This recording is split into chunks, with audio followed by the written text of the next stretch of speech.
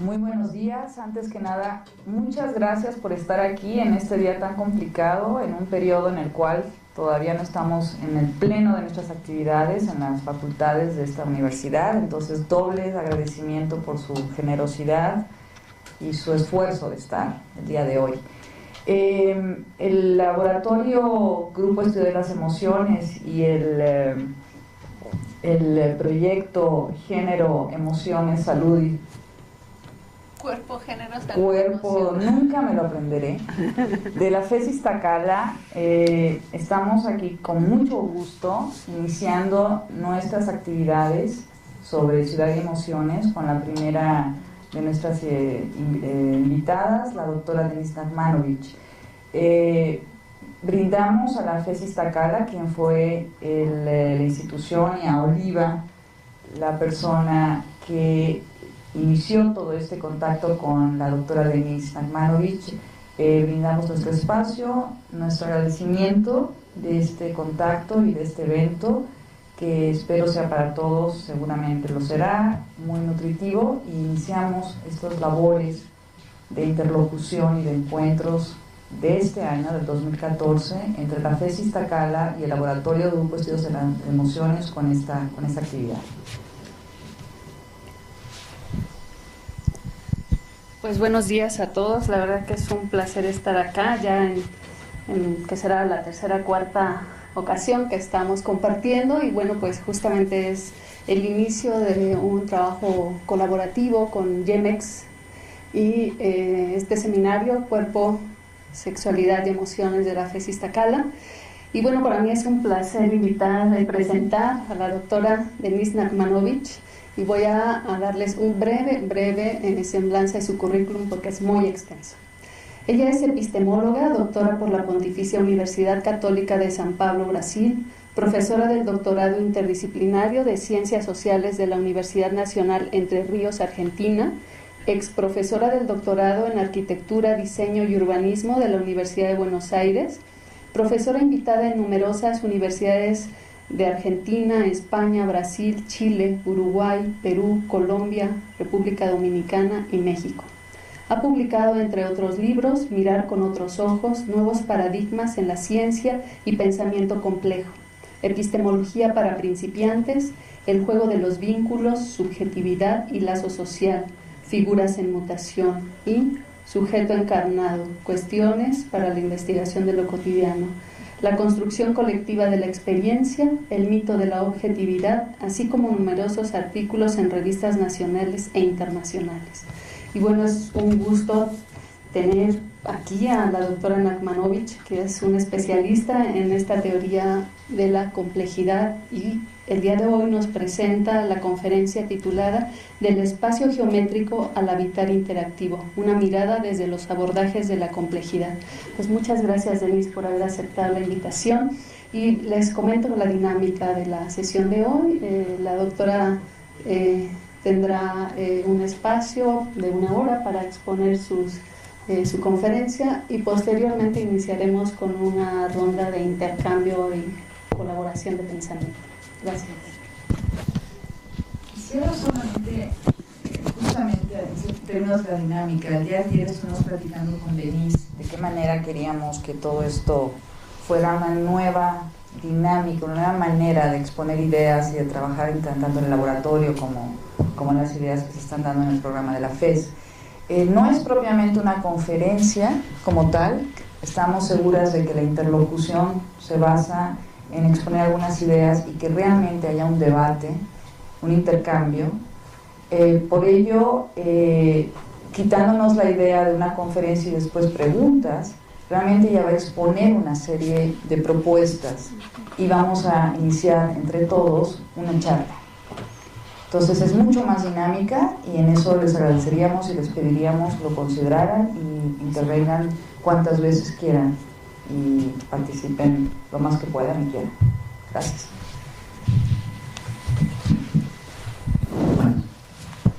Buen día a todos.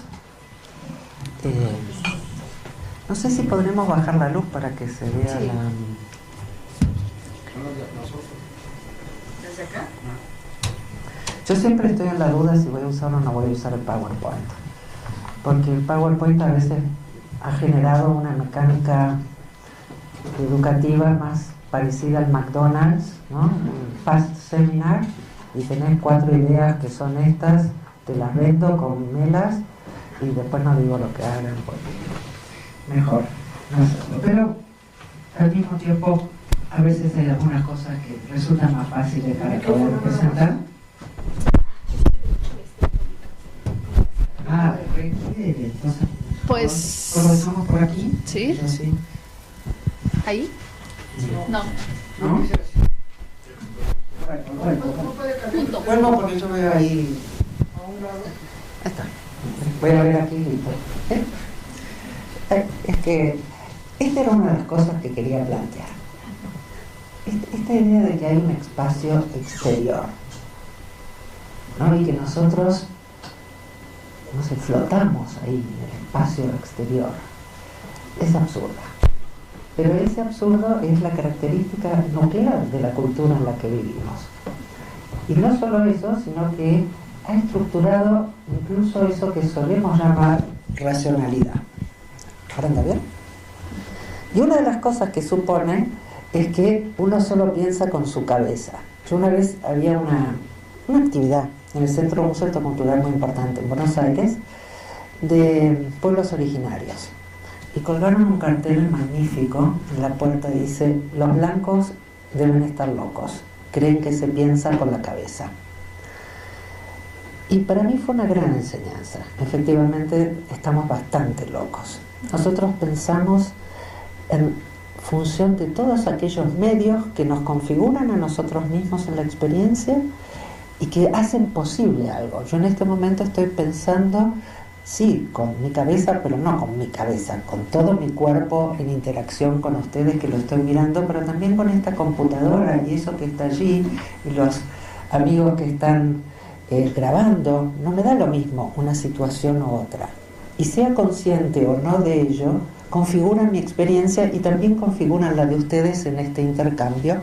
Y de alguna manera todo eso va a tratar esta conferencia, que nos ayude a repensar el espacio y sobre todo repensar el espacio en relación a esta idea absurda de que el espacio es lo de afuera, lo que nos rodea, como si nosotros no tuviéramos o no fuéramos seres espaciales, ¿no? Si nosotros logramos ese cambio, ese es el lugar central del cambio, ¿no? El espacio no es lo de afuera. Una vez que podemos ver esto, van a ver todo lo que va cambiando al mismo tiempo. Para eso, un pequeño viaje por el túnel del tiempo. Los que sean más mayorcitos se acordarán de estas imágenes y los otros tendrán una nueva opción. Este es un mapamundi que a mí me encanta, ¿no? Una de las cosas que suelen decir los profesores cuando enseñan el espacio es que estas presentaciones son simbólicas, y parecería que los mapas habituales que nosotros usamos no son simbólicos, son objetivos, y que el objetivo no es simbólico, ¿no? Y este mapa es tan simbólico como cualquier otro mapa. No existe ningún tipo de mapeo que no sea simbólico. Nosotros, para mapear, estamos poniendo dentro de una determinada metodología, una forma de expresión, un modo de construcción específico de sentido, ¿no? En el tiempo en que se hizo este mapa tenemos una construcción de sentido de lo más interesante, porque para empezar, fíjense que la Tierra es redonda. No sé cómo es la enseñanza aquí en México, pero en la Argentina nos decían que fue Colón el que nos avivó de que la Tierra era redonda. Y esto es muy interesante para ver también qué tipo de relación con el conocimiento tenemos. Para que haya sido creíble la idea absurda de que el espacio es algo absolutamente exterior, nosotros tenemos que tener un tipo de relación específica con el conocimiento que no nos permita ver simultáneamente que este mapamundi de Salterio, que es del 1265, es muy anterior al señor Colón. Y al mismo tiempo, si uno fue al colegio, tal vez le hayan dicho que ya desde la época de Aristóteles se hablaba muy claramente de la felicidad de la Tierra. Lo que pasa es que en este mapa y en todas las expresiones simbólicas convergen muy distintas tradiciones. No podemos verlas como una cosa única y homogénea. Está Cristo, ¿no? Cristo y se vio. Y fíjense qué interesante, Cristo tiene la tierra en sus manos también. Este es un típico modelo de la tierra. Por supuesto, Jerusalén está en el centro, no está de Estados Unidos arriba. Está Jerusalén en el centro. Pero repito, las dos cosas son simbólicas. Hay una elección de cómo nosotros construimos el sentido. Y esa elección no siempre necesariamente es consciente y jamás es totalmente consciente. Es atravesada por muchos elementos muy distintos. Acá abajo tenemos la tierra incógnita y aquí tenemos otro mapa un poco posterior, es uno que yo hago ahora especialmente, es el de Fra Mauro. Si ustedes les suena raro, ¿no? Uno no reconoce fácilmente, porque miren, otra vez si se ve. Miren, esta es España. Si les digo que esta es España, ahí empiezan a construir, ¿no? América no existe de la existencia.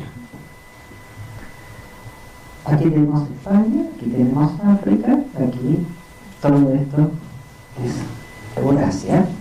Y acá abajo, que no se ve muy bien, está el paraíso. Nosotros hemos expulsado el paraíso. 200 años después de Fra Mauro, ya Fra Mauro, de hecho, en el mapa anterior, estaba adentro. Si se fijan, el paraíso está acá, con Adán y Eva. En cambio, en el de Fra Mauro, ya se fue afuera y después desapareció. Y eso es lo que hace creer a mucha gente que los mapas dejaron de ser simbólicos para ser una representación objetiva de la realidad. Porque solo creen que es simbólico el paraíso y no creen que sea simbólico que el hemisferio norte aparezca más grande y arriba, o que Jerusalén ya no esté más en el centro, o que elijamos un conjunto de coordenadas como forma de organizar nuestra experiencia espacial. Y lo que quiero plantear es que las coordenadas cartesianas son tan simbólicas, tan políticas, tan ideológicas como el mapamundo de Salterio y de Fra Mauro. Este es un primer nivel. Acá lo tiene más grande, el paraíso expulsado. Estaba bastante bueno, no hay pena. Acá tenemos otra experiencia que a mí me impresionó mucho cuando estudié todas estas cosas. Estos son unos mapas de navegación de los aborígenes de las Islas Marshall. Y lo genial que tiene este mapa es que para usarlo es como una especie de GPS muy antiguo, porque era para poder navegar y dependía cómo se orientaba de hacia dónde uno quería ir y desde dónde uno estaba.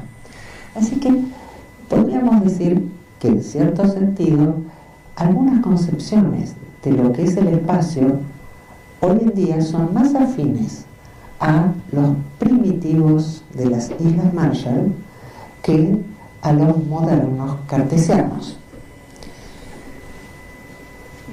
Cuando yo empecé a trabajar, todas estas cosas yo las trabajé para mi tesis de doctorado.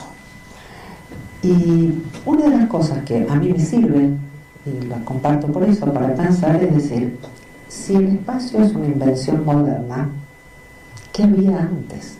¿Cómo se llamaba eso? ¿Cómo trataba la gente con eso que hoy nosotros hemos unificado en la noción de espacio? Unificado, exteriorizado, es decir, entre comillas, objetivado. Y eso se llamaba de un montón de maneras, como ven ahí, lugar, terruño, comarca, lo que les guste, el Hobbit, deben tener 200 formas de hablar de todo eso. La gente decía en el bosque, más allá, a 3 días de camino. Hay cientos de formas diferentes. Cuando yo llego a México enloquezco. ¿Dónde está algo? Luego, luego.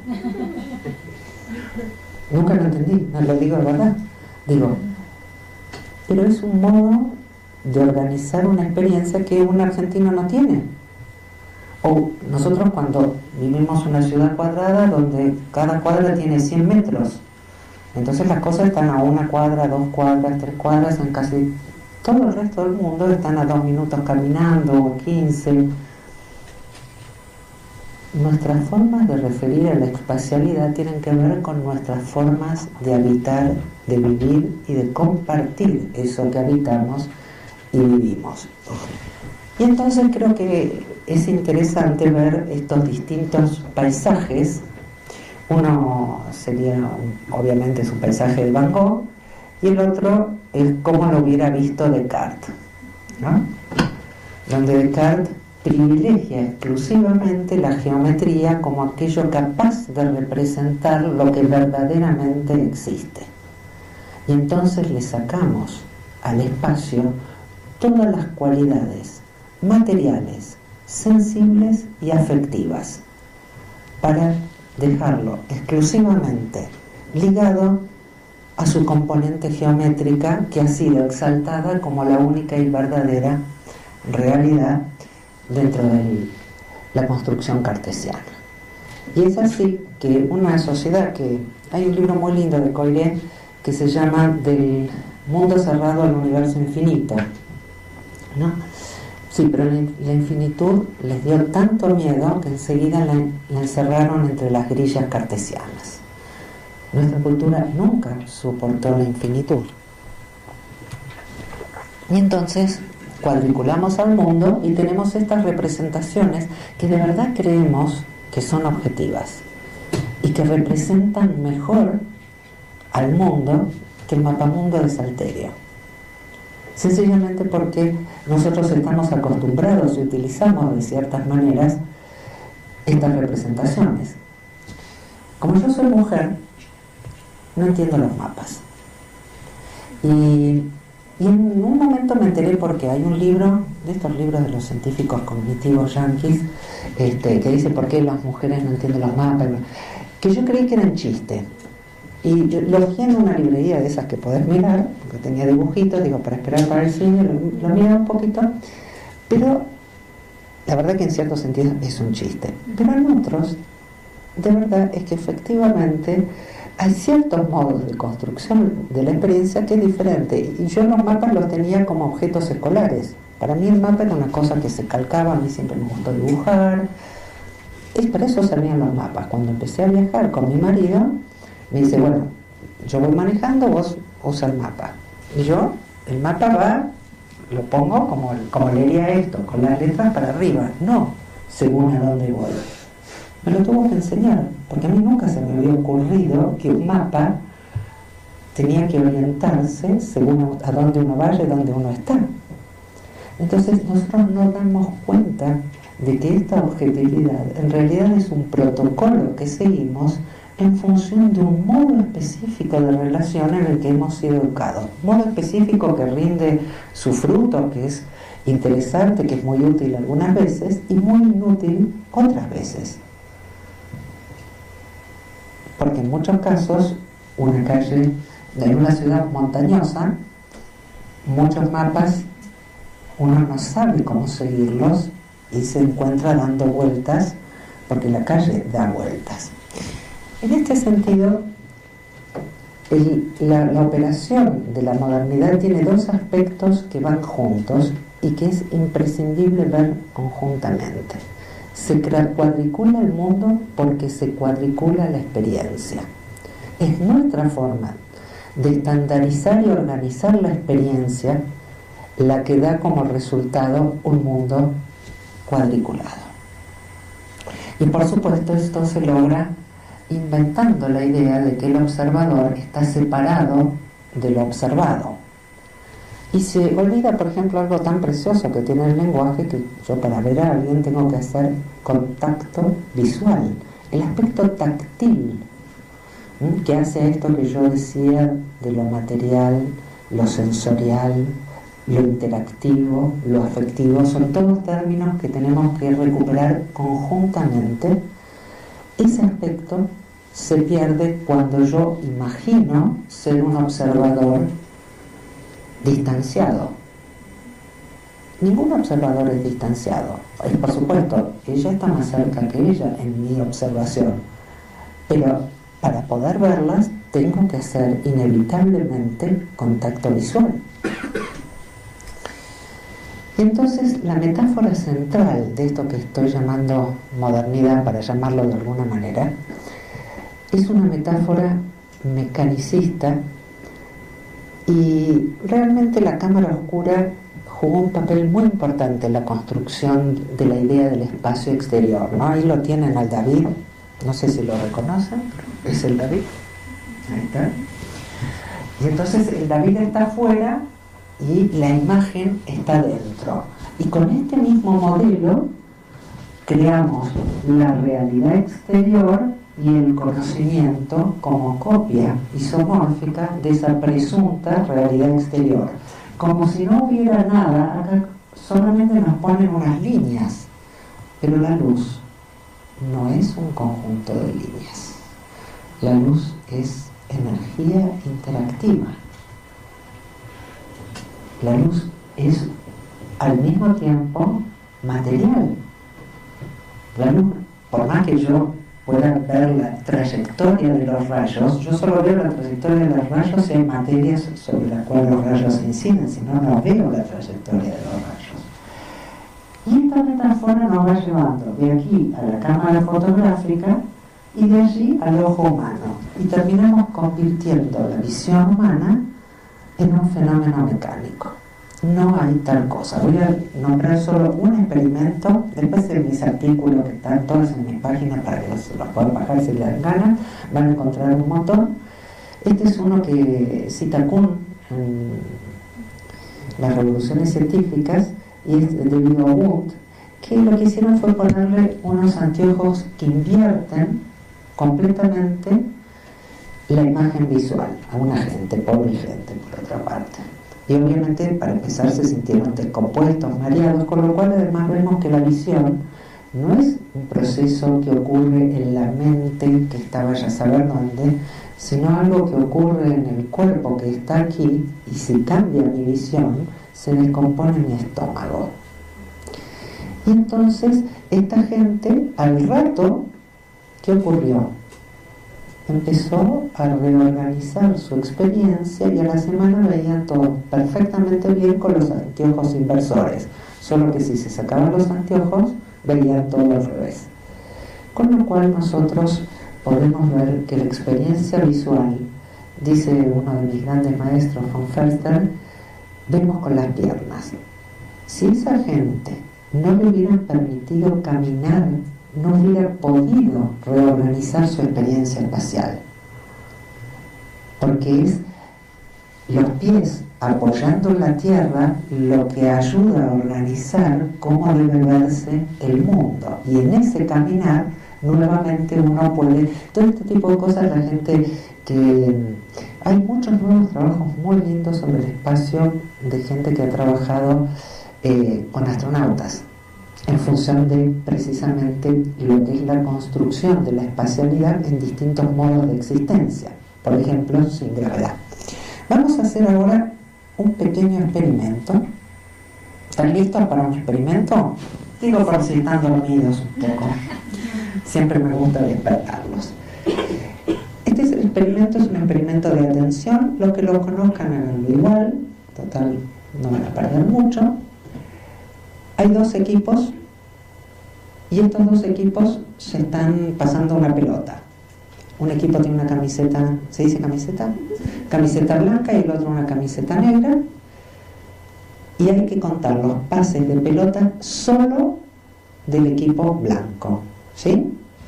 No miren un segundo mientras yo pongo el videito, porque seguro... Espérenme, ¿dónde está? Estaba puesto aquí.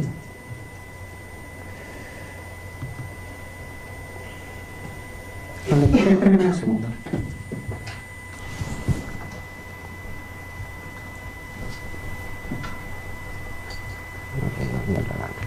Vamos a volver a ponerlo.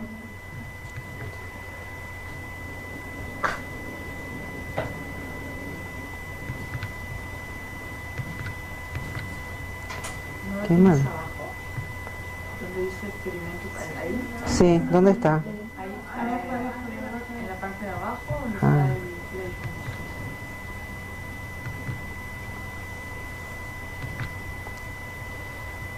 el Se supone que es este. ¿Solo play?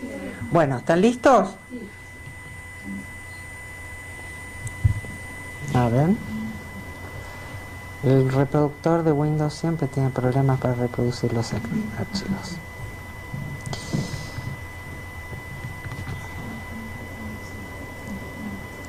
Es que no ve el... No lo ve el... Por algún motivo no ve el... Entonces yo sigo un poquito. Mientras me ayuda Oliva. ¿No hay problema, Oliva? No quiere. Vamos a ver cómo se llama el archivo de la... Experimento pase. No, pero vos poneme la carpeta y yo Sí. ya lo busco. Bueno, la idea básica es que nosotros podamos tomar contacto con este aspecto nuclear de nuestra vida, que es la interactividad, ¿no? La conferencia, el título de la conferencia tiene que ver con un cambio radical, no solo del paradigma. Esta es una mirada que no es cerrada, pero sí es limitada. No se trata de cambiar de paradigmas, nada más, que son imprescindibles, sino de cambiar de modo de comprender qué es conocer y qué implica saber algo, ¿no? Eso implica también cambiar nuestra noción sobre nosotros mismos, ¿sí? Porque pasaríamos de un modo de concebir el conocimiento como una copia exterior de una realidad externa a pensar el conocimiento como una producción activa de un ser vivo en su encuentro con el conjunto de la naturaleza, no solo con otros seres vivos. Ahí estamos con los videos.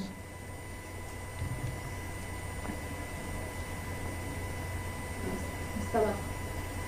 Arriba. Sí. Ahí está.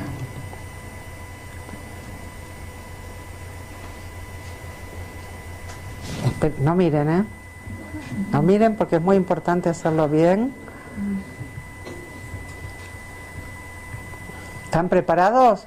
Sí, blanco, ¿no? El equipo blanco, pases de pelota del equipo blanco solamente. Ya.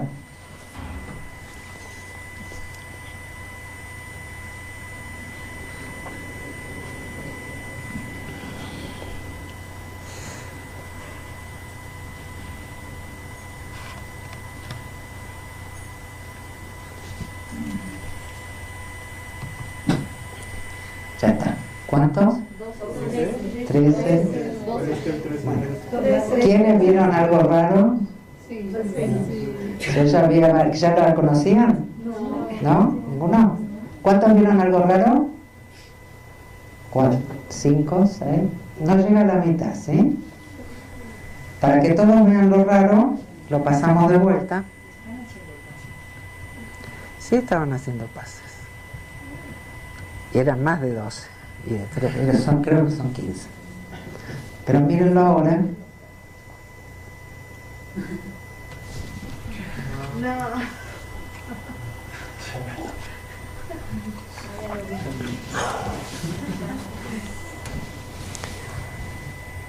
Si yo les hubiera preguntado antes si ustedes iban a ver o no a un gorila en el centro de su campo visual, ¿qué me hubieran dicho? Una persona con una visión normal tiene que ver, debe ver un gorila en el centro de su campo visual. Pues no. Una persona debe ver un gorila en el centro del campo visual si, solo si, es cierto que la visión es un fenómeno óptico-mecánico. Pero la visión no es un fenómeno óptico-mecánico. La visión es un fenómeno interactivo de producción de mundo. Y entonces nosotros no vemos un gorila. Yo no lo vi, por ejemplo. Algunos los usan como un test psicológico, ¿no? En el sentido de, es muy interesante, ¿qué dice la gente cuando no ve? Yo lo que hice fue bajar el video y estar segura, ¿no? Una cierta necesidad de control, ¿no? Que estaba ahí.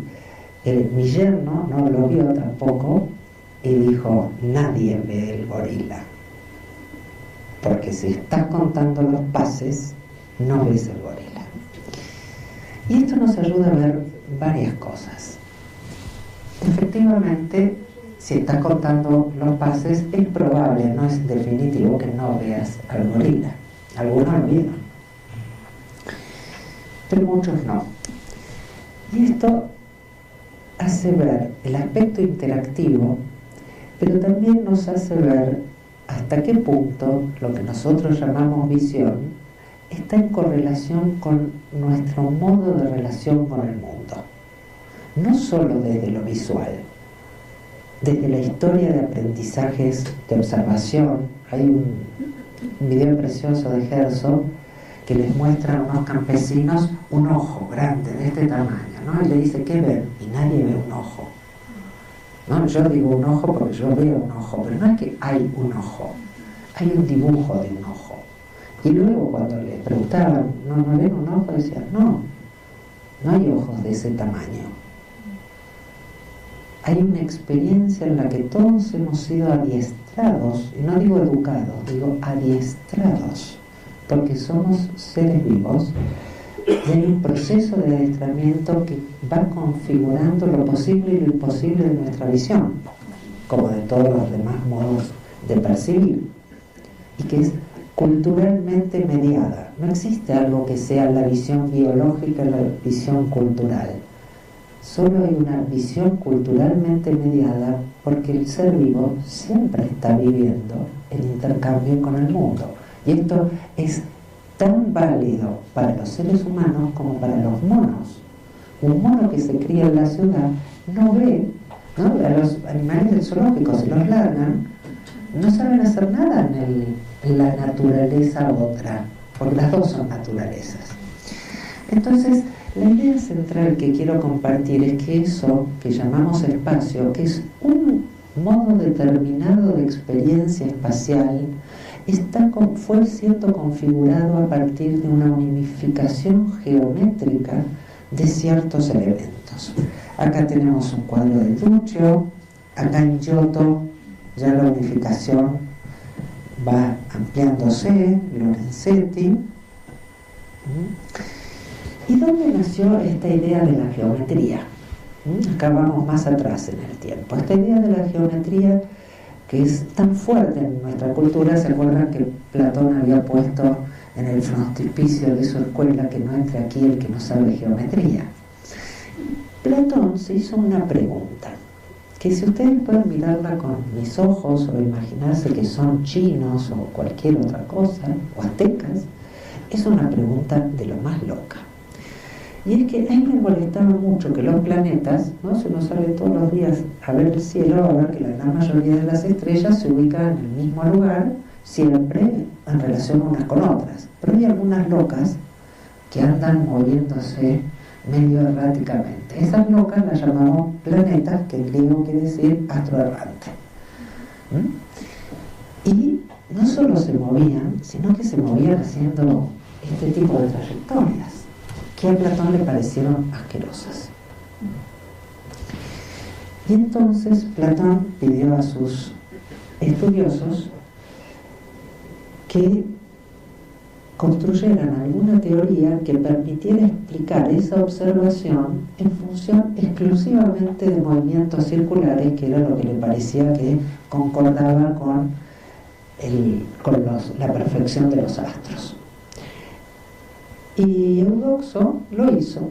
Sencillamente es posible construir cualquier tipo de figura poniendo ciclos y epiciclos y trabajando con ellos. Necesitaron 36 ciclos y epiciclos para meter el movimiento de los planetas, pero a Platón no le importaba nada porque él lo único que quería hacer era salvar las apariencias, es decir, tener algún esquema que permitiera explicar el movimiento de los astros observable en función de una teoría subyacente que a Platón le parecía más adecuada. Y desde allí nosotros heredamos esta manía de geometrizar el mundo. Nuestra cultura se hace preguntas que otras culturas no se hacen. A los chinos jamás se les ocurrió que los astros tuvieran que moverse de esta manera o de aquella manera, y menos aún que hubiera que encajar la forma que se movían dentro de un esquema de círculos. Pero nosotros sí. Y entonces empezamos ese camino que, tomando esta Academia de Platón, para que vean cuál es el procedimiento. Este es un cuadro famoso que supongo que todos conocen. En el medio están Platón y Aristóteles. Y fíjense lo que va pasando. Yo voy a ir a esta idea del espacio exterior, se va creando así. Y fíjense la importancia que tuvo la pintura y obviamente la arquitectura para la construcción de esta exterioridad. Vamos sacando a la gente, así, nos quedan solo Platón y Aristóteles, le decimos chau, ¿no? Nos queda. Y acá ponemos, después de hacerlo, que lo hizo mi hija por supuesto, porque yo soy un inútil para estas cosas, me di cuenta que la perspectiva está totalmente forzada. Pero pasemos de lado eso. En general siempre las perspectivas están totalmente forzadas, para que quede lindo. Y ahora sacamos también el palacio, la ágora, el lugar donde estaban, y el espacio es esto. Las líneas que organizaron esa construcción. Y la gran mentira es la que ocurre entre esta situación y la siguiente. Y es que esas líneas geométricas no son nada, son líneas, tienen una materialidad, son un protocolo, tienen una forma de hacer existir un mundo muy poderosa y son simbólicas. No representan ninguna cosa exterior independiente.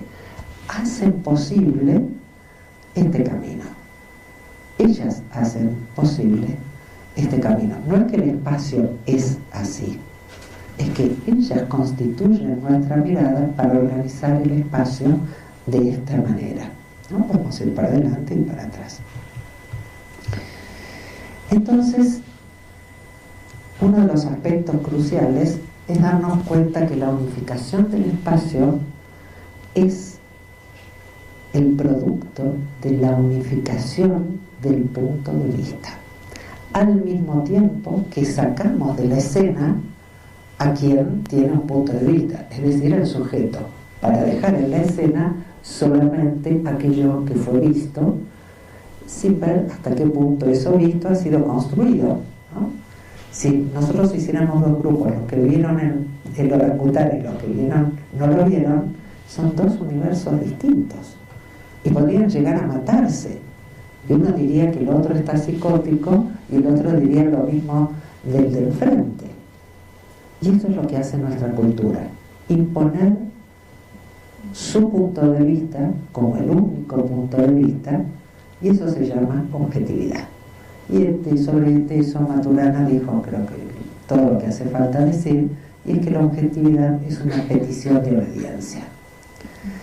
Lo que hoy en día está ocurriendo es que ese punto de vista, la forma en que fue organizado ese punto de vista, esa geometría que creó el punto de vista, ya no es la única geometría que tenemos.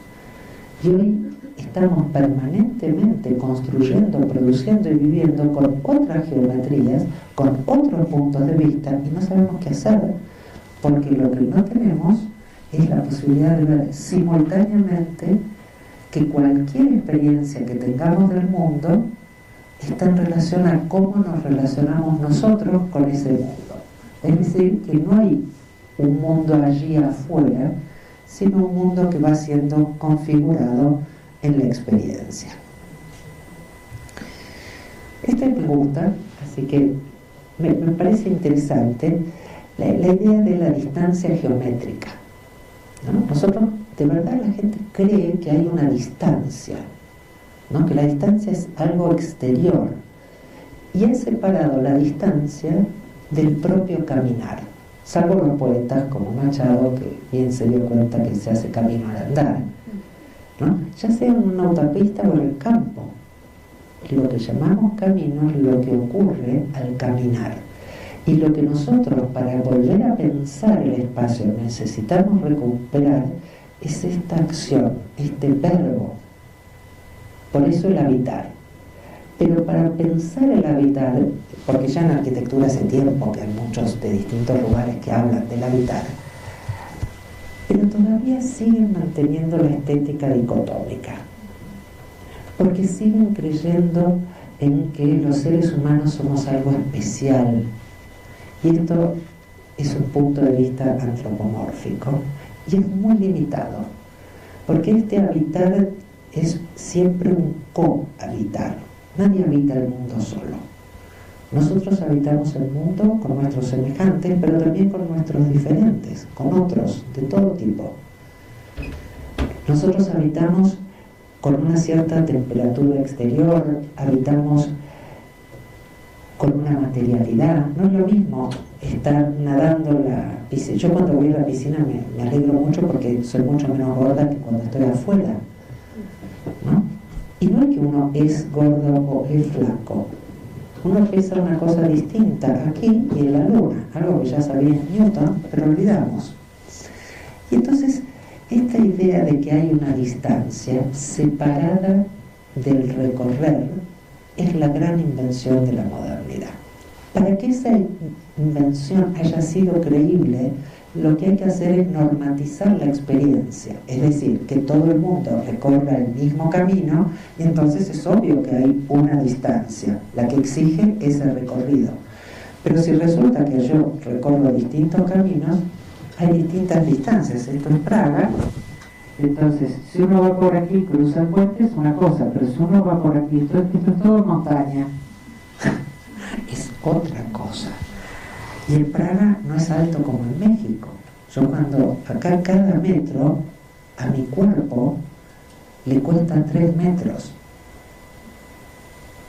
porque yo no estoy acostumbrado a la altura. Entonces no es que hay una distancia, hay un recorrer. Cuando el modo de recorrer se estandariza, por comodidad, yo puedo compartir la idea de que hay una distancia. Pero creo que les habrá pasado a todos. Cuando uno va a un lugar, siempre camina más largo que cuando vuelve. Y esto se resuelve en nuestra cultura diciendo que una situación es subjetiva y la otra es objetiva.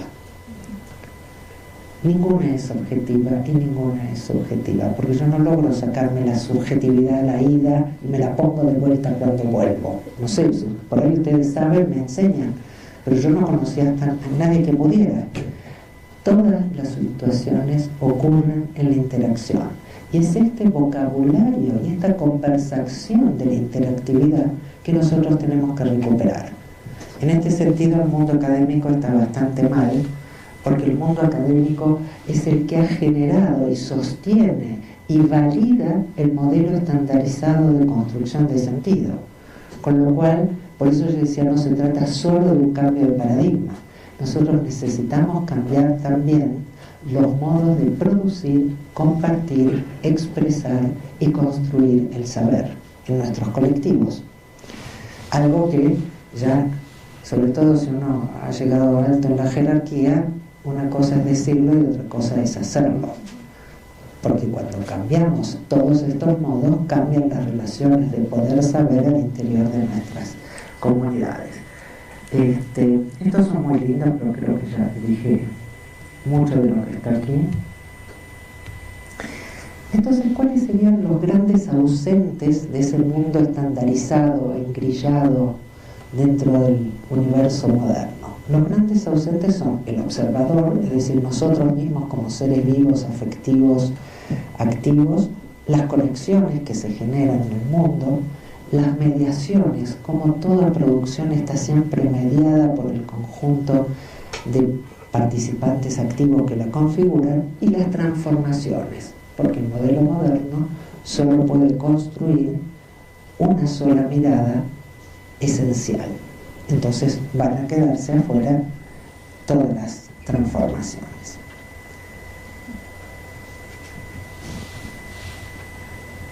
Este experimento también lo conocí gracias a von Förster, no lo van a poder hacer, así que se los cuento, es el experimento del punto ciego, y básicamente lo que nos muestra es que si uno mira fijamente, por ejemplo, el punto, en un cierto momento, no con este tamaño, va a desaparecer la estrella. Y eso hace que haya un punto ciego en la visión. Yo, como tengo problemas, todos los años me hago un estudio a ver si creció el punto ciego, no creció, todo bien. Ahora, la neurofisiología enseguida explicó el asunto y todo el mundo se quedó tranquilo. Resulta que el nervio óptico entra en una cierta zona de la retina y que ahí no se forma imagen. Pero ustedes andan con un agujero en su campo visual.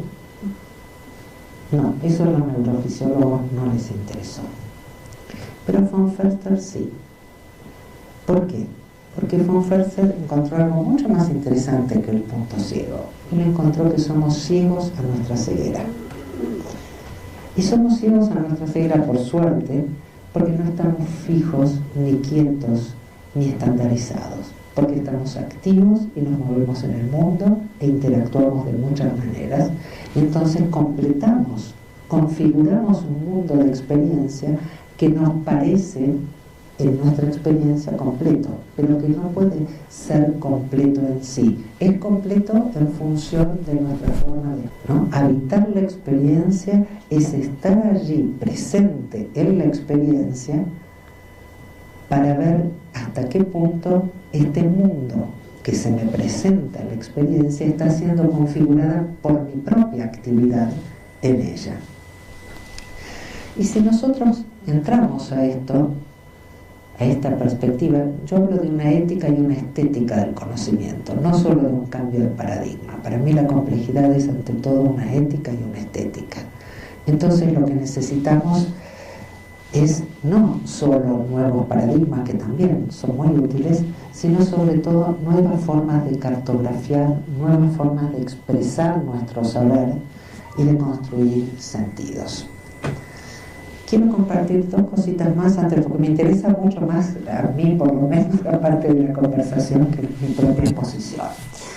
Y es que nos demos cuenta que esta separación absoluta entre el exterior y el interior, ya sea en el espacio como en cualquier otra de las cartografías instituidas, tiene que ver con una forma en que nuestra cultura, ya desde la lejana Grecia, ya gracias a Platón, había una canción que decía: ay Colón, ¿por qué nos descubriste? Uno podría hacer lo mismo, ¿no? Ay Platón, ¿por qué nos descubriste? Siempre pensábamos los límites como lo que yo he bautizado como límites limitantes, ¿no? Nosotros, cuando hablamos de una frontera, decimos que la frontera separa, cuando es más que obvio que la frontera es también el lugar de paso y el lugar de unión. El núcleo de la construcción dinámica compleja del pensamiento tiene que ver con observar, expresar y construir desde la interactividad. No desde un adentro y un afuera absoluto, sino desde un adentro y un afuera que se configuran a partir de una actividad. Y entonces nosotros pasamos de un pensamiento de límites limitantes a un pensamiento de lo que yo llamo los límites fundantes. En este caso, lo que tenemos son las membranas celulares, donde claramente el adentro y el afuera están permanentemente redefiniéndose en el vivir. No hay algo que está adentro o que está afuera. Está siendo interior o está siendo exterior en función del modo en que estamos viviendo. Y si nosotros pensamos así, vamos a dejar de pensar unidades independientes, el modelo atomista, partículas elementales y composiciones mecánicas, para poder pensar unidades dinámicas heterogéneas. Yo estoy poniendo algunos muchas imágenes de la biología, porque en la biología es más fácil enfatizar el aspecto vivo interactivo. Pero hoy en día también estamos pudiendo hacerlo en todas las áreas, porque no hay un área más o menos viva, o más o menos interactiva. Por supuesto es más fácil ver la entrada de calcio en la célula que en la pared, porque no se ve fácilmente. Bueno, en la célula tengo que usar el microscopio, pero yo que soy bioquímica puedo asegurarles que esa pared está soltando calcio todo el tiempo y está recibiendo calcio nuestro todo el tiempo. Por eso los análisis de calcio dan mal siempre y los laboratorios ganan mucha plata haciéndonos tomar algo que además no absorbemos de esa manera. Entonces, una idea crucial que quiero compartir, y voy a usar ejemplos espaciales, es cómo esta unificación del espacio, de la experiencia y del saber nos hace a nosotros creer que ciertas cosas son posibles y que se dan del mismo modo en cualquier forma de experimentar. Acá lo que tenemos es un cilindro, lo hice en dos colores para que se note bien, y entonces lo que hago es cortar el cilindro por la mitad. Por supuesto, cuando corto el cilindro por la mitad de esa manera, me da dos cilindros. Pero si yo tengo una cinta de Moebius y la corto por la mitad, no tengo dos mitades. Fíjense que nosotros, la lógica, entre comillas, es decir, ya no podemos hablar de lógica en singular, sino una cierta lógica instituida nos hace creer que cortar por la mitad significa obtener dos mitades, porque estamos sobreponiendo la experiencia un tipo de espacio que es el espacio euclidiano. Si nosotros no sobreponemos a la experiencia el espacio euclidiano, no puede ocurrir, como en este caso, que lo que se obtiene es una cinta de Moebius más grande y más finita. Y si se corta el tercio, obtengo una cinta de Moebius grande y una chiquita entrelazadas entre sí. Entonces al tercio ya no obtengo tres tercios, al medio ya no obtengo dos mitades, y tengo que construir también otro vocabulario, otra forma de expresión, y esto hace visible lo que la modernidad invisibilizó, que es el espacio cognitivo, el espacio de saber, que es el espacio que habito, el espacio que vivo y que siento y que soy capaz de pensar en función de los modos específicos que mi cultura y yo misma, en mi apropiación de ella, he podido construir. Ahora tenemos, para que no digan que solamente traje ejemplos, no, esta es una arquitectura que me encanta. Esto es una cinta de Moebius dentro de un sistema de LEDs en un museo que permite tener una visión interactiva e información de todo lo que está ocurriendo. Esto es una sala de exposiciones móviles que terminó en París, como suele suceder con algunas salas de exposiciones móviles, pero donde ya, fíjense que el modelo cartesiano, hay un privilegio total en nuestra cultura, si uno estudia la arquitectura, de modos de organización, de modos de pensar, tanto el espacio físico como el espacio social. La figura de la pirámide, el centro de la periferia. Si ustedes miran las metáforas que utilizamos para el pensamiento político, los márgenes, etc., van a ver que utilizamos las mismas figuras de los sólidos regulares de la geometría euclidiana. Y esta obra magnífica de Zaha Hadid nos da también otro tipo de construcción de espacialidad contemporánea. Bueno, hay muchos muy lindos. Y la idea básica, entonces, para ir terminando y abrir a la conversación, es empezar a pensar nuestra experiencia de mundo, nuestra experiencia de habitar ese mundo, ya no desde una exterioridad absoluta y una interioridad absoluta, sino desde una perspectiva interactiva. Y a mí me gusta mucho esto, porque ya lo sabía Heráclito, digamos, la interactividad es un modo de mirar el mundo que no nace ahora con la complejidad. La complejidad fue un modo de mirar de muchos seres maravillosos, incluso los expertos en complejidad siguen siendo los niños, ¿no? Los niños son expertos en complejidad porque habitan el mundo desde su propio modo de configurarlo. Y esta es una frase de Heráclito que todos deben conocer: diversas aguas fluyen para los que se bañan en los mismos ríos. Pero es muy interesante que casi nadie conoce la continuación, porque nuestra cultura hizo una especie de censura universal sobre la continuación que dice: y también las aguas se evaporan las almas se evaporan en las aguas, ¿no? Es decir, no hay un sujeto, y este es el peligro de cierta forma de concebir el habitar que me gustaría que conversemos, donde salimos de los modelos clásicos, pero hacemos del habitar algo nuevamente inmaterial. Lo que yo llamo configuración no es un proceso intelectual, es un proceso vital, afectivo, material, de un sujeto en encuentro con un mundo que lo está afectando y al que él está afectando en su transitar, ¿no? En este doble juego del río y las almas, donde permanentemente unos configuran a las otras. Bueno, por mí ya estamos.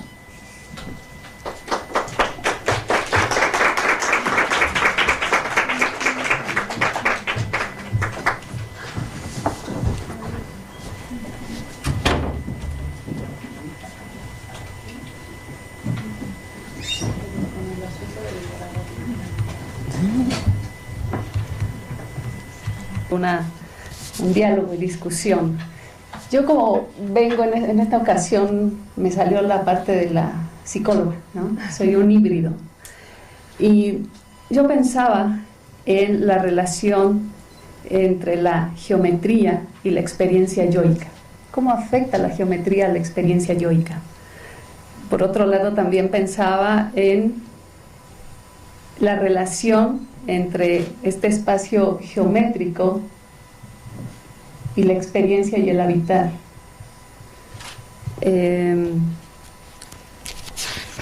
Y si el saber es hacer, ¿qué nos ofrece este espacio y perspectiva de la teoría de la complejidad? Me haces acordar, porque empiezo por una, pero me olvido eso, de dibujar la unificación del espacio. Pero el mismo procedimiento a través del cual se unifica el espacio, existen procedimientos de ese tipo que unifican el yo. Desde el lenguaje, hay culturas donde, por ejemplo, uno nace con un nombre, pero a cierta edad cambia de nombre.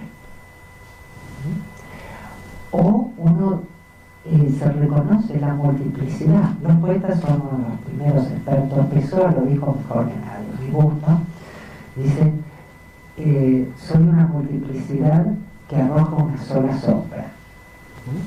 Y el ponerse distintos nombres y el escribir como distintas personas, los heterónimos de Pessoa, nos muestran, pero no es que Pessoa es múltiple y yo soy una, ¿no? Sino que todos somos múltiples, pero nuestra cultura organiza eso que le pidieron a Joana, la identificación. No es que nosotros tenemos una identidad, es que nuestra cultura exige marcas de identificación que unificado con un criterio determinado. Y entonces se toman con ciertas cosas como marcas de identificación. Yo, por ejemplo, no sabía que era güera. No era güera. Nunca me enteré que era güera en Buenos Aires. No hay esto. Y digo en serio, no sabía que era blanca. Hasta que empecé a viajar y en algunas culturas me cobraban más caro. Entonces yo me conseguía algunos amigos más oscuritos para que me negociaran los precios. Y me di cuenta que había una marca identitaria que para mí no existía. Pero para quien vive en una cultura donde esa marca ha sido impresa en los cuerpos a sangre y fuego, venir y decirle que no hay vuelos o que sí hay vuelos puede parecer casi un insulto. Y es que no es que los hay o no los hay, sino que los hacemos existir o no los hacemos existir. Cada quien, cada cultura, cada microcultura van construyendo estas marcas. Entonces, uno de los aspectos centrales que me parece que de alguna manera sentiste en la conferencia es que la unificación del espacio solo ocurre porque también se unifica ese yo. En la medida en que nosotros soltamos el espacio, soltamos el yo también. Y el espacio del que baila, el espacio del que goza, nunca es igual del espacio del que está sentado dentro de una estructura panóptica. Por eso en las facultades, en los colegios y demás no nos dejan mover, porque no seríamos los mismos. Para unificar el yo, tengo que sentarte. Yo he trabajado muchas veces, eso que pasé rápido, yo les pido que miren de distintos lugares. No consigo que se desatornillen de la silla nadie. Y ahora pase, miren, prueben. Y uno no se da cuenta hasta qué punto hay una configuración del cuerpo en relación a ciertas prácticas que son que se han entrenado conjuntamente para construir ese yo, y que el lenguaje y que un conjunto de elementos sostienen en la cultura. Pero por eso me parece que tiene mucho que ver con lo de Heráclito que yo planteaba al final. Las otras...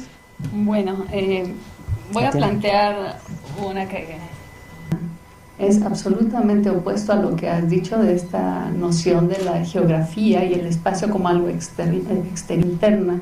No es parte del fundamento de cómo eliminamos relaciones vinculantes a partir de que estamos también tan adentro. O sea, yo creo que el problema no es adentro, afuera o adentro, sino ese vínculo que se da entre esa relación.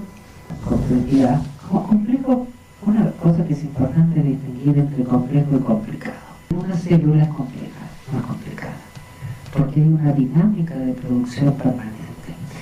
Y creo que el núcleo que nosotros, tanto digamos yo como digamos espacio, lo decimos en singular y lo decimos como algo fijo, esencial. Hay un yo y hay un espacio, que es muy distinto a pensar la producción de subjetividad y la producción de espacialidad en la interacción con el mundo.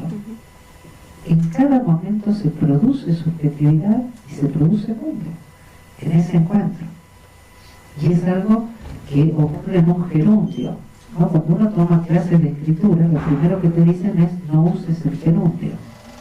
Cuando uno toma clases directas o indirectas en el mundo académico es no uses el yo, porque ese yo al mismo tiempo, esta es la operación cartesiana de Kant, inventa el sujeto y elimina la subjetividad, desvalorizando la subjetividad. Entonces, y nosotros seguimos utilizando también todo este vocabulario. Por eso es tan importante esta idea de crear formas de expresión que dan cuenta de otros modos de construir sentido. Porque si no estamos en la misma. Lo que has platicado, me pregunto, una realidad, una experiencia de la realidad que es una suma de puntos ciegos. No solamente el visual, el táctil, el sensorial y todo lo que esto podamos hablar. Una realidad que sea una suma de puntos ciegos, que también es la que se está viviendo, ¿no es cierto?, en esta interacción. ¿Cómo pensar o cómo se maneja tradicionalmente la cultura del vacío, por ejemplo, en esta red cartesiana? Y otra opción, ¿no? Soy un robot, no parecía, pero no pude venir y entonces mandé el avatar. Una vez que uno sale de esta situación, hay un texto muy muy bonito que se llama Vacío y Plenitud, que es de un personaje magnífico, François Schenck, que es chino, pero es psicoanalista también. A mí me gusta más por chino que por psicoanalista. Pero en todo caso me enseñó mucho. Y justamente me enseñó a pensar en términos del vacío productivo. El vacío productivo es un vacío relacional, no es una nada. Una vez que ¿vieron ese momentito que yo pasé de las líneas a la nada? Esa es nuestra cultura. Un salto, ¿no? Se apagó la luz. En la China no hay esto, porque no hay nada. la noción de nada no tiene sentido, porque no es relacional. Si uno piensa desde un punto de vista relacional y se da cuenta que todo lenguaje, por ser lenguaje, por el hecho mismo de ser lenguaje, es relativo, se da cuenta que cualquier término en el lenguaje va a estar siendo construido en función de la red de relaciones con el conjunto del resto de los elementos. Entonces lo que ocurre es que no hay vacío, en el sentido de nada. Lo que hay es espacio de interactividad. Eso que llamamos vacío es lo que permite la dinámica. Sin el vacío no hay dinámica posible. Por eso es el paso de la noción de unidad fija y esencial a la noción de unidad dinámica heterogénea, que está siempre siendo recreada en ese encuentro con el vacío, pero no como sumatoria. Esto es lo que es interesante. No como sumatoria. La noción de sumatoria es mecánica. En el modelo de complejo no hay sumatoria. ¿Por qué? Esto es muy importante entenderlo. No hay sumatoria porque no hay elementos particulares independientes. Siempre hay una interactividad que puede ser sinérgica, inhibitoria y puede tener un conjunto de modos de producirse, incluido la suma, pero que la suma en general es el modo más extraño de existencia de la naturaleza, porque es el modo de mayor separación. O sea que en ese sentido tampoco hay entonces un punto ciego, es decir, hay un momento transitorio de ceguera, vamos a decir. Inmediatamente puede cambiar a no serlo, a lo cual, ¿no? Entonces, exacto, no hay. Ok. Es muy difícil. Spinoza tiene algo, las chicas ya saben que yo cuando me veo en dificultades siempre les pido ayuda. Pero porque tiene algunas cosas geniales. Dice, ¿ustedes dirían alguna vez, van caminando por el campo, dirían, esta piedra no ve? Nadie dice, esta piedra no ve, porque nadie asume que la piedra debería ver. No hay ceguera porque no hay un mandato de visión, salvo desde el modelo estandarizado que exige como sistema de captura que veas lo que el sistema dice que es la realidad. Desde esta otra mirada lo que hay son configuraciones posibles donde siempre estás viendo lo que te es posible ver. Y no sosiega a nada, y no hay nada que lamentar. Esto lleva en el pensamiento de la complejidad, mucha gente, yo no coincido, porque han enfatizado algo que dice Morgan sobre la incompletud. Y entonces ven la incompletud al modo lacaniano como una falta. Y esto, la paradoja de la complejidad es que es incompletud sin falta. No veo todo porque no puedo ver todo, porque la naturaleza de la visión es no ver todo viendo algo. Entonces no es ceguera, ¿no? Esta ceguera, la ceguera tampoco es tal. Lo que hay es una configuración del mundo en función de modos de ser afectados variables. Porque si no siempre estoy definiendo qué es lo que deberías ver, ¿no? Cuando yo digo que sosiega tal cosa, yo salgo a pasear con mi marido y me dice, no llevaste los ojos puestos, porque nunca veo lo que él ve. Pero él es artista plástico, él ve otro mundo, que a mí, como el mono, no se me presenta nunca.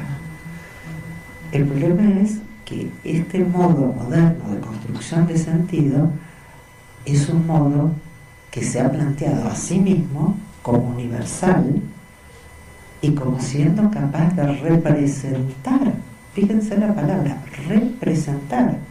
Y si además uno ve cómo simultáneamente la noción de representación aparece en la pintura, en la arquitectura, en la epistemología y en la política, también ve que el pueblo no delibera ni gobierna sino por medio de sus representantes, que son los que dicen lo que la realidad es. Entonces, lo que uno puede decir, por supuesto, es ceguera relativa, porque la visión también es relativa. Lo que nosotros estamos saliendo es del absolutismo. Pero esto en nuestra cultura lo concibe como el despreciable relativismo, ¿no? Uno hasta tiene temor de decir, ¿no?, que es relativista, porque te acusan ya directamente del asunto, salvo a Einstein, que se zafó, pero todos los demás lo acusan de ser relativistas. Y digo, ¿y vos qué sos? ¿Qué es lo que está del otro lado del relativismo? Y no es tan fácil ocultar, aunque lo logran, que lo que está del otro lado es el dogmatismo. Entonces nosotros solo somos ciegos si tomamos a un dogma cualquiera como referencia de lo que debe ser visto, creído, etcétera, ¿no? Muchas de las ideas que tú nos planteas, yo soy desconocedora de Morán y de la complejidad, pero me interesan dos cosas. Uno, si tiempo y espacio son representaciones recíprocas. No, pero no le veo tanta centralidad. En la perspectiva de que tener un cuerpo es tener un... ¿Qué lugar tiene? ¿Sería una mediación? ¿Sería una posible resolución de este pensamiento dicotómico? Nosotros no tenemos un cuerpo, somos un cuerpo. Nosotros habitamos el mundo desde la corporalidad. Y el cuerpo, el tema es cómo pensamos el cuerpo. Y es muy interesante también en la modernidad. Si uno ve desde Hobbes hasta Spinoza, tanto en la filosofía política como al mismo tiempo, y esto es simultáneo, Newton and Company, piensan el espacio y el tiempo. ¿Cómo lo piensa la modernidad? Y podemos usar el ejemplo arquitectónico como el ejemplo biológico corporal, porque son todos cuerpos, finalmente. Los principios matemáticos de Newton dicen bien claramente, hablan del espacio absoluto que existe en sí para sí, nunca nadie lo encontró, pero allí está, y eso es lo que creó finalmente grandes problemas en la teoría newtoniana, y el tiempo que fluye uniformemente. Si nosotros salimos de esta unificación de tiempo y espacio, la unificación es correlativa a la separación y disociación entre tiempo y espacio. Incluso a la espacialización del tiempo, en la medida que toda nuestra referencia al tiempo, como no pueden verse las transformaciones, termina siendo espacializado, ¿no? Desde el reloj. La gente cree que el reloj mide el tiempo. No, el reloj se mide a sí mismo. Cuando uno se da cuenta de eso, yo de chiquitita, de verdad, lo digo, me preguntaba, ¿quién te dice la hora en Buenos Aires? No sé si en todo el mundo, como uno llamaba la hora, ¿no? Yo decía, ¿quién le dice la hora a la mina del teléfono? Y eso es parte de mi tesis de doctorado, porque esas locuras también me siguieron el resto de la vida. Hasta que me di cuenta que efectivamente la hora es una marcación de un sistema regular. El tiempo de la modernidad es un tiempo reversible, es un tiempo de no cambio, porque es un tiempo de la sumatoria. Es el tiempo del mecanicismo. Es un tiempo que en cierto sentido es no tiempo, porque es el tiempo espacializado, es el tiempo de la esencia o la eternidad como no cambio. En cambio, desde una perspectiva dinámica, donde no tenemos un cuerpo, sino que somos un cuerpo, y somos un cuerpo vivo, cambiante, afectivo e interactivo, produce, digamos, esto que llamamos espacialidad es algo que se produce con nuestro mero existir. Yo no tengo que hacer nada para generar espacialidad, ¿no? Cuando decimos ocupa un lugar en el tiempo y en el espacio, pero desde esta perspectiva tiempo y espacio van juntos, desde esto que yo llamo una concepción dinámica. En una concepción dinámica todo lo que existe está cambiando, todo.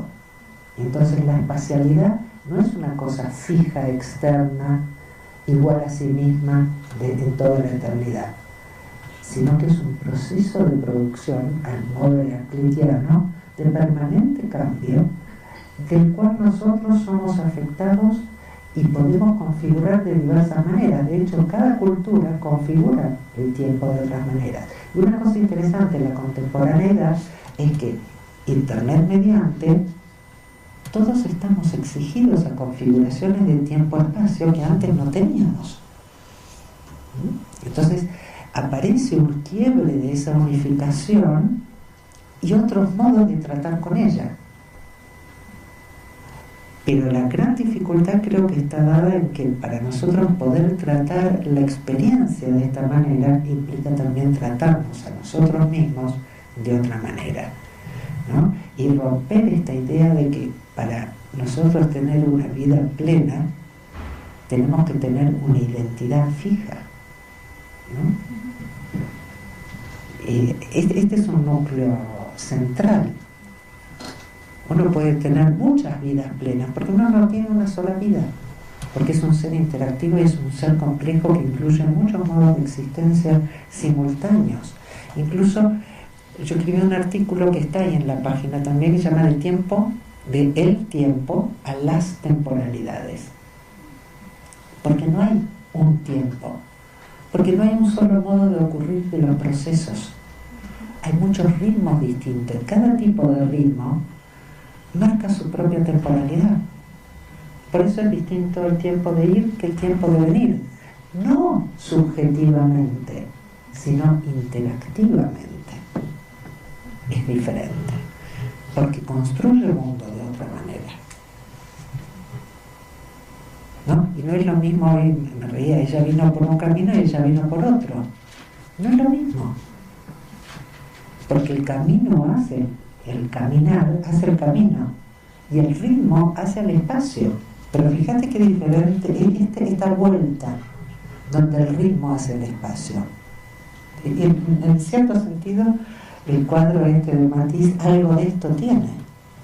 En la danza es el ritmo el que crea el espacio y no el espacio el que crea el ritmo. Y ahí la paradoja, ¿no? Es ¿dónde hay un bailarín si no hay danza? No hay, solo hay danza cuando hay un bailarín. Y ahí, pero por eso es tan interesante que esto también nos lleva a pensar la corporalidad de otra manera, de una manera dinámica, ¿no? Como un espacio-tiempo cambiante, como unidad heterogénea que está siempre en tránsito.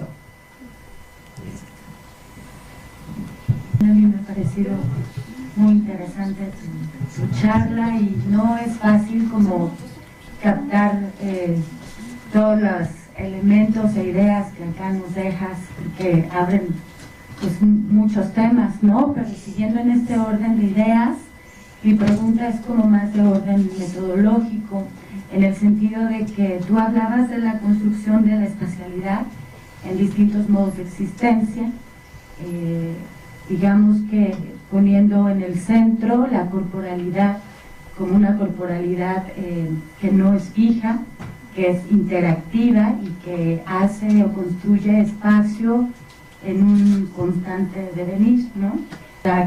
Estas formas de construcción de espacialidad que tú dices no son solamente subjetivas, sino interactivas, ¿no? Y cómo distingues una de otra, ¿no? Hablaríamos de intersubjetividad o no sé. Gracias. Tremendo. Ya cuando yo leía a Morán por primera vez dije, ¿por qué le puso método? Encontré después varias respuestas.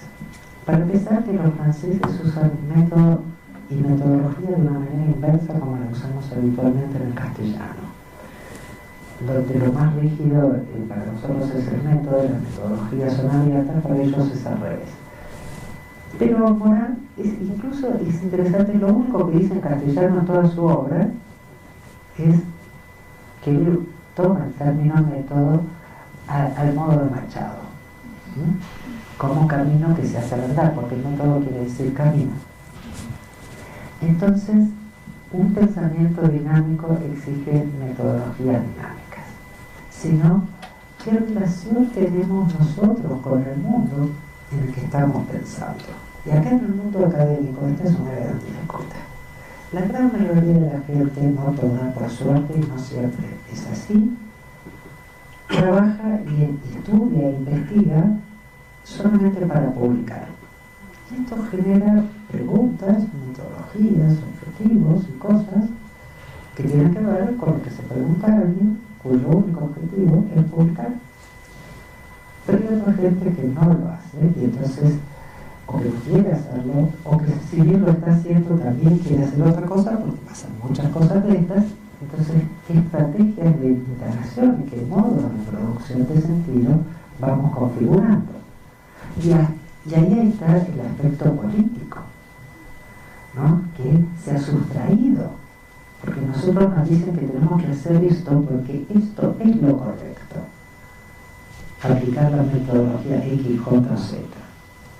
Y ya lo inventan hasta los nombres más ridículos para poder meter algo un poco distinto que permite entrar la vida de la academia, pero finalmente no es un tema de nombres, sino de cómo nosotros nos relacionamos, porque el pensamiento dinámico solo puede ser un pensamiento situado. Te voy a comentar algo que me encantó de Latour. Latour construyó parte de un colectivo que se llama ANT, ¿no? Actor Network Theory, y entre Actor y Network un guión. Entonces en un congreso dice: voy a criticar solamente 4 cosas: Actor, Network, Theory y el guión. Porque el Actor Network parecería que hay una cosa que es el actor y otra cosa que es la red. Y no hay un actor separado de una red, ¿no? En esto que vos preguntabas también antes, nosotros no solo no tenemos un cuerpo, sino que somos un cuerpo. Por eso somos un cuerpo vivo interactivo, es decir, estamos corporeizándonos permanentemente en el encuentro con los otros cuerpos. Entonces, no hay un actor y una red separada, pero tampoco hay posibilidad de teoría, en el sentido de tomar teoría como una mirada externa, universal, capaz de representar una situación externa dada. La palabra teoría viene de los que miraban las Olimpiadas desde afuera, y el académico se sitúa en ese lugar, desde afuera, pero no está afuera, porque como dije antes del contacto visual, uno nunca está afuera, porque en un universo interactivo no hay, en términos absolutos, afuera. Él elige estar en un cierto modo de relación, de tal manera de hacerse solamente cierto tipo de preguntas que son las legitimadas en su colectivo. En el tema de redes, por ejemplo, hay gente que trabaja con software y qué sé yo, y han hecho un montón de tesis y tienen sus grupos, se discuten, y todo lo hacen para llegar a ser profesor titular, para tener un subsidio de investigación, porque todas sus investigaciones sobre redes son sobre redes en las que no participan, los que no tienen una pregunta en función de lo que ese colectivo está produciendo o generando. Por supuesto siempre hay excepciones, pero el núcleo central es nosotros como investigadores, como profesores, como académicos, o como les guste a ustedes llamarse, si estamos dispuestos o no a construir otro modo de producción de sentido, otra relación con los colectivos, o si nuestro objetivo es escribir papers para promover nuestra propia carrera, que es una actividad legítima, pero es esa actividad. Y creer que uno describe el mundo es como creerse que el mundo solamente tiene equipos que se pasan la pelota mientras andan los gorilas dando vueltas por todos lados. Entonces, estas son elecciones muy importantes, digamos, hay una ética estética y una política correspondientes a esta ética estética en relación a la construcción de sentido y de saberes, y esto tampoco es larguemos todo y vayamos al campo. No estoy haciendo este planteo, es de qué modo queremos nosotros participar y construir saber en una cultura, y qué cosas en la medida de que nuestros lugares vamos pudiendo producir para hacerlo. No es que mañana ya estamos todos en no sé dónde, pero sí creo, y creo que es muy interesante ver la diferencia, y a mí eso me ha ayudado mucho el ser bioquímica, entre las ciencias duras y las ciencias humanas. Uno nunca va a encontrar una materia de metodología en ciencias duras. En algún lugar lo han puesto pero normalmente lo exigen, porque a nadie se le ocurre que hay una cosa que es la metodología, sino que uno va disponiendo de posibilidades que se van dando en la investigación.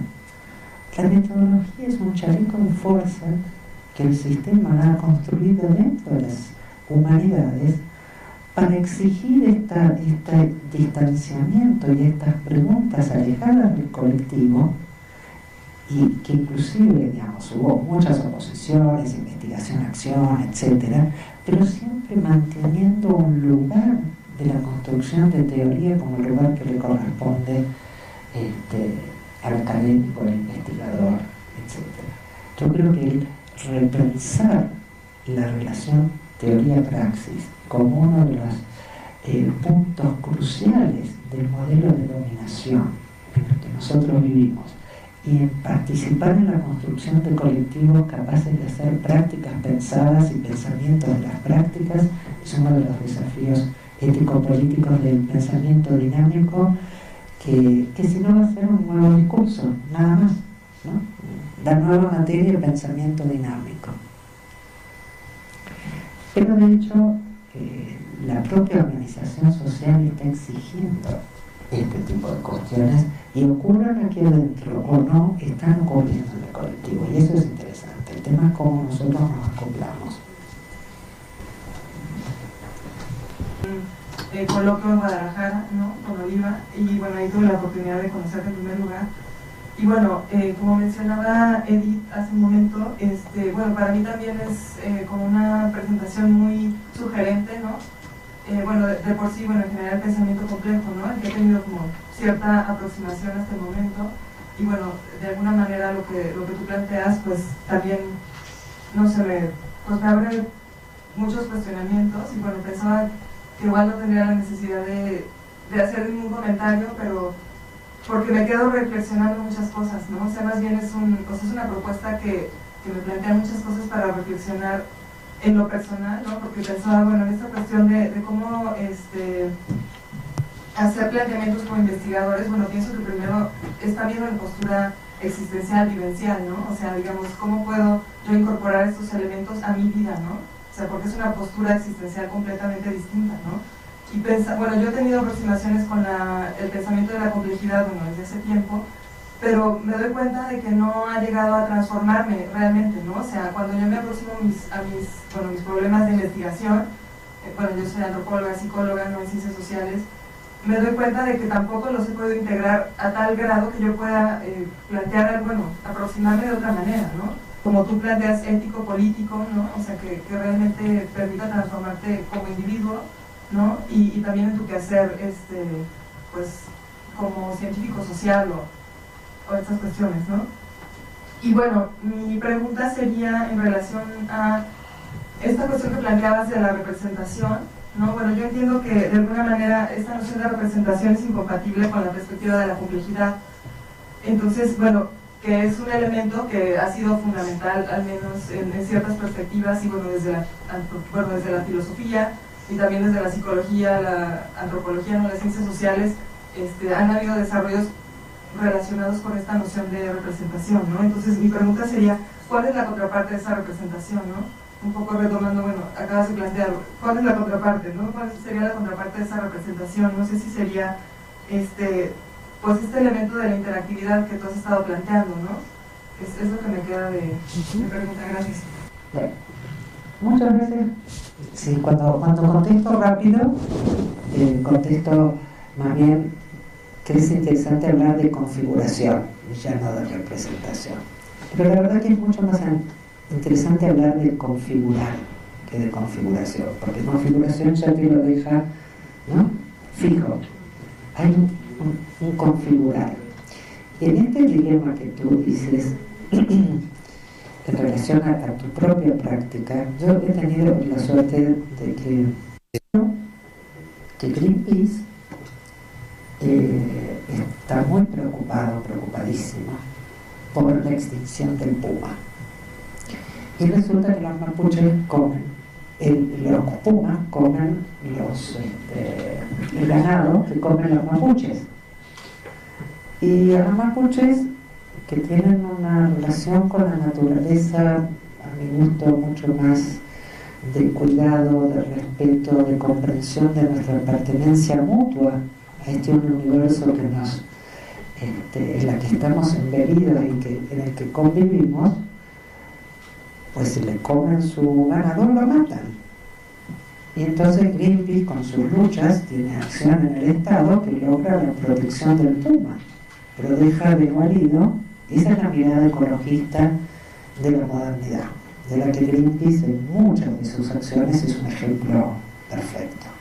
Y ellos se creen más complejos, ecológicos y qué sé yo. Y es porque están mirando desde un lugar donde creen que hay una cierta ciencia que es la ecología y no un cierto modo de relación con el mundo, donde el saber ocupa un lugar dentro de una trama de preguntas que nacen en ese mundo de convivencia. La noción de convivencia yo creo que es una de las nociones más importantes.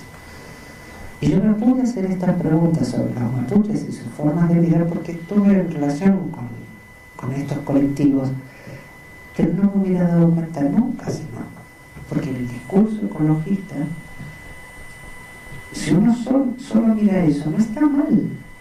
Solo que cuando vos ves cómo en la vida esto toma cuerpo, ya encuentras otras situaciones. Entonces, el problema del intelectual es que cree mirar desde un lugar que no puede existir.